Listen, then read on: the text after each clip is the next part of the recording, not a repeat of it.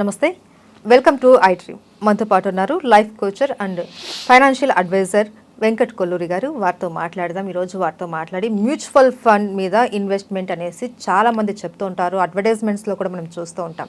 ఏంటి mutual fund, ఎలా invest చేయాలి, దానివల్ల వచ్చే బెనిఫిట్స్ ఏంటి, అందులో ఏమైనా మళ్ళీ లొసుగులు ఉన్నాయా, చాలా డౌట్స్ ఉంటాయండి చాలామందికి. ఈరోజు దాని గురించి పూర్తి వివరాలు తెలుసుకునే ప్రయత్నం చేద్దాం సార్తో మాట్లాడి. నమస్తే సార్. నమస్కారం అండి. సార్, మ్యూచువల్ ఫండ్లో ఇన్వెస్ట్మెంట్ పెట్టండి, అది మీ లైఫ్కి భరోసా అని చెప్పి చాలామంది చెప్తూ ఉంటారు, అడ్వర్టైజ్మెంట్లో చూస్తూ ఉంటారు. అసలు ఈ మ్యూచువల్ ఫండ్ అంటే ఏంటి, ఇవి ఎన్ని రకాలుగా మనం ఇన్వెస్ట్ చేయొచ్చు అంటారు? మ్యూచువల్ ఫండ్ అనేది దాదాపు ఒక 87లో స్టార్ట్ అయిందండి. అది ఇంతకుముందు అంటే షేర్ మార్కెట్ స్టార్ట్ అయ్యాక కుడియడంగా దాదాపు అక్కడి నుంచి స్టార్ట్ అయింది. అయితే మ్యూచువల్ ఫండ్ గురించి జనరల్ పబ్లిక్ అవేర్నెస్ చాలా తక్కువగా ఉండేది. ఇప్పటి వరకు అవేర్నెస్ ఇప్పుడు వస్తుంది అవేర్నెస్, ఒక 10 years నుంచి అంతే మ్యాక్సిమం. అంతకుముందు అసలు మ్యూచువల్ ఫండ్ నుంచి అవేర్నెస్ ఉండేది కాదు. పీపుల్ అంతా కూడా ఇన్వెస్ట్మెంట్ అనగానే వెంటనే బ్యాంక్ డిపాజిట్స్, ఫస్ట్ వాళ్ళకి గుర్తొచ్చేది బ్యాంక్ డిపాజిట్స్. ఈ రోజు కూడా బ్యాంక్స్లోనే ఎక్కువ డబ్బులు నిజం చెప్పాలంటే.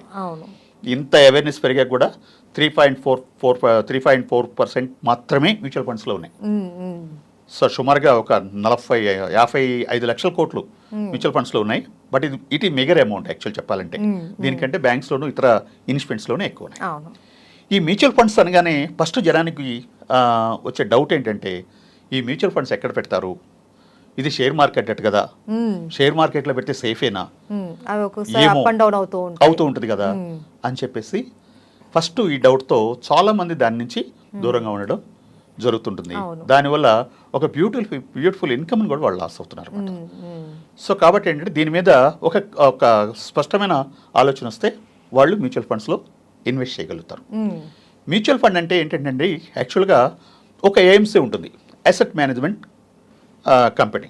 వాళ్ళు ఏం చేస్తారంటే సెబీ కంట్రోల్లో ఉంటాయి ఇవన్నీ కూడా. మ్యూచువల్ ఫండ్ 44 కంపెనీస్ ఉన్నాయండి మొత్తం.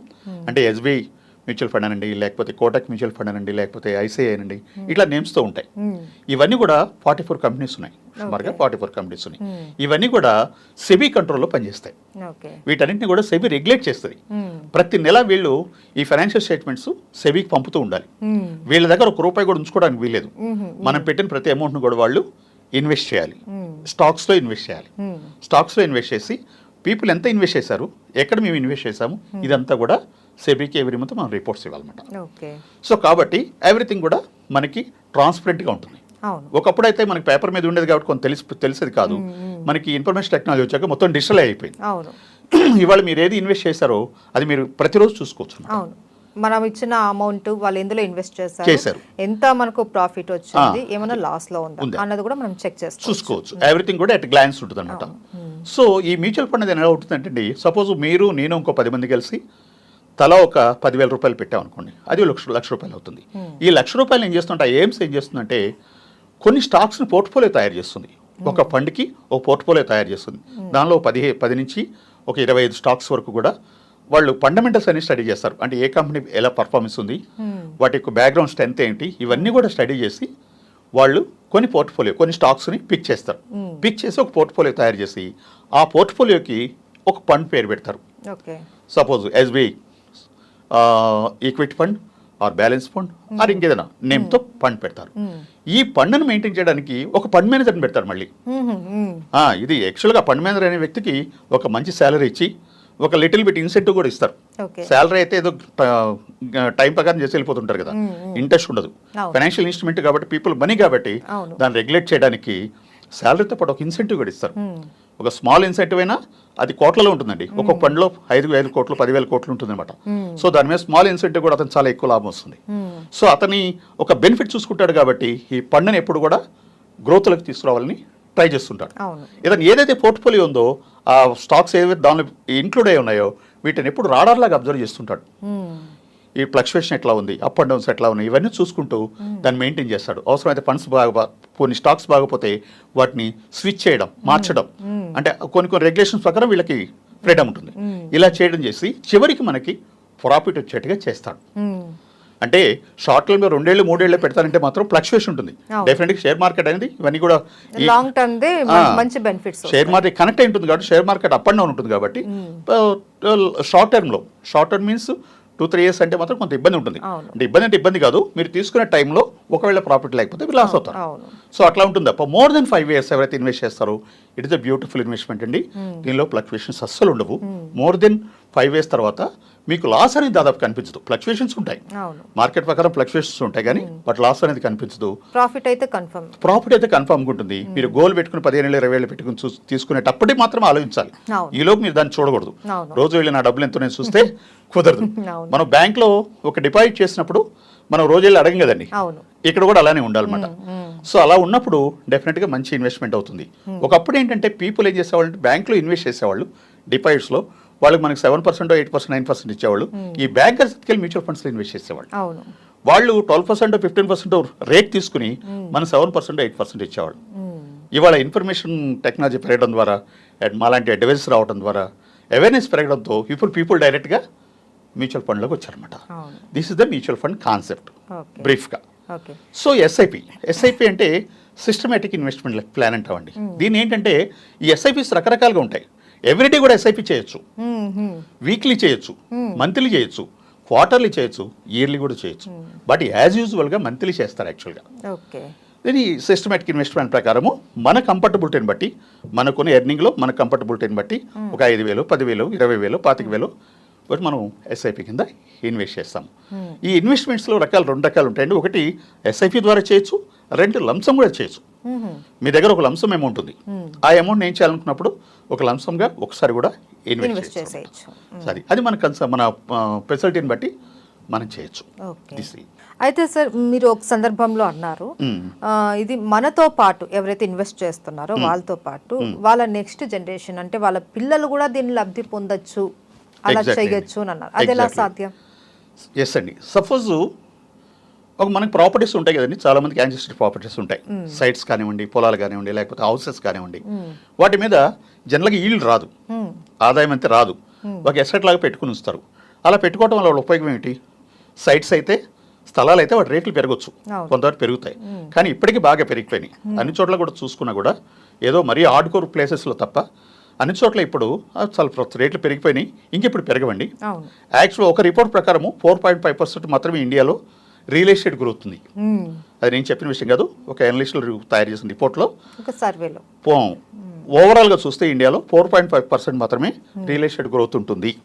అంటే బంజారాహిల్స్లో, జూబ్లీహిల్స్లో మాట్లాడలేదు, ఓవరాల్గా అనమాట. సో ఈ 4.5% గ్రోత్తో ఎంత ఆదాయం తీసుకోవచ్చు అండి మనం? సపోజ్ ఒక సైట్ ఉంది, ఓ 10 కోట్ల వాల్యూ ఉంది, దాన్ని అక్కడ పడేసి ఉంచారు. ఉంటే అది నెక్స్ట్ ఇయర్కి ఈ 4.5% వాల్యూతో పెరగచ్చు, కానీ ఇంకెక్కువ పెరగదు కదా. సో కాబట్టి ఏం చేస్తారంటే దీన్ని అన్ప్రొడక్టివ్ అసెట్స్ అంటాం మనం. ఏదైనా ఒక అసెట్ ఉన్నప్పుడు అది దాని మీద ఆదాయం రానప్పుడు దాని అన్ప్రొడక్టివ్ కింద చూస్తాం కదా. పైగా ఫ్లక్చువేషన్ ఉంటుంది. గవర్నమెంట్ మారినప్పుడు లేదా ఇంకొక ప్రాబ్లం వచ్చినప్పుడు రేట్లు పడిపోవటం అనేది జరుగుతుంది. ఇప్పుడు నిన్నటి దాకా విజయవాడ లేకపోతే ఆంధ్రప్రదేశ్లో చాలా చోట్ల అసలు స్థలాలు కొనేవాళ్ళు లేరు, అమ్ముదాం అంటే కొనేవాళ్ళు లేరు. సో ఇలాంటి పరిస్థితుల్లో వాళ్ళు అమ్మలేరు. ఒకవేళ అమ్మాలనుకున్నా చాలా తక్కువ రేటుకి అమ్మచ్చు. ఇలాంటి కండిషన్స్ కంటే అలాంటి అన్ప్రొడక్టివ్ అసెట్స్ ఏదైతే ఉన్నాయో వాటిని లిక్విడేట్ చేసి, అంటే అమ్మేసి ఏదైతే అమౌంట్ ఉందో దాన్ని మనం మ్యూచువల్ ఫండ్లో ఇన్వెస్ట్ చేసుకోవచ్చు. దీన్ని ఆ అమౌంట్ తీసుకొచ్చి ఇక్కడ ఇన్వెస్ట్ చేసి, సపోజ్ ఇక్కడ మీరు అడిగిన క్వశ్చన్ ఏంటంటే ఈ అసెట్స్ అని పిల్లలకి ఇవ్వాలి కదా, పిల్లలకి ఇవ్వాలని దాచిపెడతారు. మరి ఎప్పుడో పిల్లలకి ఇవ్వడం కోసం వీళ్ళు ఎసెట్ ఇన్వెస్ట్ చేస్తారు. మరి మా పరిస్థితి ఏంటి, మేము కూడా తినాలి కదా అని ఒక కాన్సెప్ట్ ఈ పెద్దవాళ్ళలో ఉంటుంది. ఈ మధ్య ఈ థాట్ మొదలైంది, పిల్లలు రేపు ఎప్పుడో తింటారు, మా పరిస్థితి ఏంటి, మేము కూడా తినాలి కదా, ఇన్నాళ్ళ కోసం వాళ్ళ కోసం కష్టపడ్డాం, ఇప్పుడు మేము కూడా ఇవి కూడా తీసుకెళ్ళి వాళ్ళకే ఇవ్వాలా, మా గురించి ఆలోచించాలనేది కాన్సెప్ట్ మొదలైంది ఇప్పుడు. సో కాబట్టి ఏంటంటే దానికి ఒక మ్యూచువల్ ఫండ్లో సిస్టమ్ ఉందండి, దాన్ని SWP సిస్టమ్ అంటాం, systematic withdrawal plan. Systematic withdrawal plan. Suppose మీరు ఒక 4 కోట్లు ఆయనకి వైట్ అమౌంట్ వచ్చింది, వైట్ ఇన్వెస్ట్ చేయాలండి, ఇక్కడ ఇంకా వేరే చేయడానికి వీల్లేదు. వైట్ అమౌంట్ మ్యూచువల్ ఫండ్లో ఇన్వెస్ట్ చేసినప్పుడు దాని మీద ఒక 7% మేము రిటర్న్ ఇస్తాం. యాక్చువల్గా 12 to 15% దాని మీద యావరేజ్ గ్రోత్ వస్తుందండి. అంటే పిల్లలకి ఇవ్వడం కోసం అనుకున్నప్పుడు లాంగ్ టర్మే పెడతాం కదా, 15 ఏళ్ళు, 20 ఏళ్ళు, 25 ఏళ్ళు పెడతాం. ఇన్వెస్ట్ చేసి దాన్ని ఇంకా వదిలేస్తారు, మర్చిపోయి వీళ్ళు కూడా మెయింటెనెన్స్ కావాలి కదా. సపోజ్ దీనిలో ఒక 7% ఆర్ మ్యాక్సిమం 8% వరకు మనం రిటర్న్ తీసుకోవచ్చు. ఇంతమంది తీసుకోవడానికి సెబీ యాక్సెప్ట్ చేయదు. ఎందుకంటే ఏదైనా లాస్ వస్తే మళ్ళీ ఇబ్బంది పడతాడనే ఉద్దేశంతో 7 to 6 to 8% వరకు మనం విత్డ్రాల్ చేసుకోవచ్చు అండి. దీన్ని ఎవ్రీ మంత్ మనం తీసుకోవచ్చు. ఓకే, ఎవ్రీ మంత్ తీసుకోవచ్చు. ఇంట్రెస్ట్ లాగా సపోజ్ 1 crore, 1 crore మీకు 7% వెనక్కి ఇచ్చామనుకోండి, అది ఎంత అవుతుందండి? 7 లక్షలు. సంవత్సరానికి 7 లక్షలు డివైడెడ్ బై 12 అంటే నెలకు వచ్చేప్పటికి సుమారుగా ఒక 60,000 రూపాయలు మీరు తీసుకోవచ్చు. 1 crore ఇన్వెస్ట్ చేసి ఒక 60,000 రూపాయలు మీరు నెల తీసుకోవచ్చు. సో మనకి మినిమం కంఫర్ట్స్ కోసం 60,000 రూపాయలు సరిపోతాయి కదా. సో వీళ్ళ ప్రతి నెల వీళ్ళు మీరు ఏ డేట్ అయితే కావాలంటారో కంఫర్టబుల్ ఉంటారో ఆ డేట్కి మీకు ఈ 60,000 రూపాయలు మీ అకౌంట్లోకి వచ్చేస్తుంది. ప్లస్ ఇన్వెస్ట్మెంట్ అలా ఉంటుంది. ఒక 10 to 12 ఇయర్స్లో ఏదైతే ఇప్పుడు మనం 12 to 15% అనుకుంటున్నాం కదండి, ఈ 7% పోతే ఇంకో 5% ఆర్ 8% ఉంటుంది కదా, ఇది కాంపౌండ్లో యాడ్ అవుతుంది. ఓకే, ఆ గ్రోత్లో కాంపౌండ్లో యాడ్ అవుతుంది. సో ఈ యాడింగ్ నుంచి వచ్చే యొక్క ఈల్డ్ ఏదైతే ఉందో అది ఒక 10 నుంచి 12 ఏళ్లలో ఈ 1 crore కాస్త 2 crores అవుతుంది. డబుల్ అవుతుంది. అది మనం అన్ప్రొడక్టివ్ అసెట్ మీద రాదు. సో ఇటు మీరు ఏ రకంగా అయితే మీరు చక్కగా మీ కంఫర్ట్స్ మీరు కంప్లీట్ చేసుకోవచ్చు, ఎంజాయ్ చేయొచ్చు, ఈ అసెట్ని గ్రో చేసి తీసుకెళ్ళి పిల్లలకి ఇవ్వచ్చు. దిస్ ఇస్ ది మ్యూచువల్ ఫండ్లో SWP ప్లాన్ అనమాట. సో ఈ రకంగా చాలా బాగా వర్కౌట్ అవుతుంది అనమాట. సో అది ఎలా అనేసి నేను అనుకున్నాను. సో చాలా చక్కగా వివరించారు, క్లియర్గా అర్థమయ్యేటట్టు. నిజంగా ఇప్పుడు రిటైర్మెంట్ ప్లాన్ చేసే వాళ్ళు కానీ లేకపోతే అన్ప్రాడక్ట్ ప్రాపర్టీ ఏదైతే ఉంటుందో అలాంటివి కూడా మనం సెల్ చేసి ఇలా ఇన్వెస్ట్మెంట్ చేస్తే వాళ్ళు రిటైర్మెంట్ తర్వాత కావచ్చు, వాళ్ళ లైఫ్ లాంగ్ వాళ్ళు ఎటువంటి ఇబ్బంది లేకుండా హ్యాపీగా ఉండడానికి ఈ అమౌంట్ అయితే సరిపోతుంది. వీళ్ళ తర్వాత పిల్లలకు కూడా వీళ్ళు ఇచ్చినట్టు కూడా ఒక పేరు అయితే ఉంటుంది. అవుతుందండి. రెండేంటంటే అది ఎప్పుడు మన హ్యాండ్లో ఉంటుంది అమౌంట్. ఎప్పుడు మనకు మ్యూచువల్ ఫండ్లో ఉన్న ఫెసిలిటీ ఏంటంటే ఎప్పుడు అవసరమైనా వితిన్ 3 working daysలో మనం వెనక్కి తీసుకోవచ్చు. అవును, అది మనకు ఎఫ్డీలో అయితే అవకాశం ఉండదు. 5 years అంటే 5 years మనం ఖచ్చితంగా అందులో ఫిక్స్డ్ డిపాజిట్ అంటే అందులో ఉండాల్సింది. ఇంకొకటి ఏంటంటే మీరు ఎఫ్డీలో పెడితే ఇవాళ 7% రేట్ ఆఫ్ ఇంట్రెస్ట్ ఉంది మ్యాక్సిమం. 7% రేట్ ఆఫ్ ఇంట్రెస్ట్ అంటే ఒక విషయం చెప్తాను, ఇన్వెస్ట్మెంట్ ఎప్పుడు కూడా ఇన్ఫ్లేషన్ బీట్ చేయగలగాలి. మీ ఇన్ఫ్లేషన్ బీట్ చేయకపోతే అది మీ ఇన్వెస్ట్మెంట్ కాదు. సో మీరు 7% ఇంట్రెస్ట్ మీరు బ్యాంక్ ఇస్తుంది, 7% ఇన్ఫ్లేషన్ రేట్ ఉంది. ఏమైందండి ఇక్కడ? 14 అయిపోయింది. Yield and expenditure 0. దీనిపైన మళ్ళీ బ్యాంక్ క్యాపిటల్ గెయిన్ కలెక్ట్ చేస్తుంది. అంటే మీది ఏదైనా ఎక్కువ ఇన్కమ్ ఉంటే మీ స్లాబ్ ప్రకారం తీసుకుంటుంది, ఏం ఇన్కమ్ లేకపోతే 20% క్యాపిటల్ గెయిన్ తీసుకుంటుంది. అది జేబుల నుంచి కట్టాలి. సో బ్యాంక్లో మీరు డిపాజిట్ చేస్తే మీకు మీరు ఎదురు కట్టాల్సిన పరిస్థితి వస్తుంది. సో కాబట్టి దానికంటే ఇన్ఫ్లేషన్ బీట్ చేసి ఎక్కువ వచ్చే ఇన్స్ట్రుమెంట్స్లో మాత్రమే మనం ఇన్వెస్ట్మెంట్ చేయాలి. ఏదైనా సరే ఒక ఫైనాన్షియల్ అడ్వైజ్ మాత్రం తీసుకోవాలండి కంపల్సరీ. ఇప్పుడు ఈ వీడియోస్ చూసేసి ప్రతి ఒక్కరు అలా చేస్తే అది కరెక్ట్ కాదు.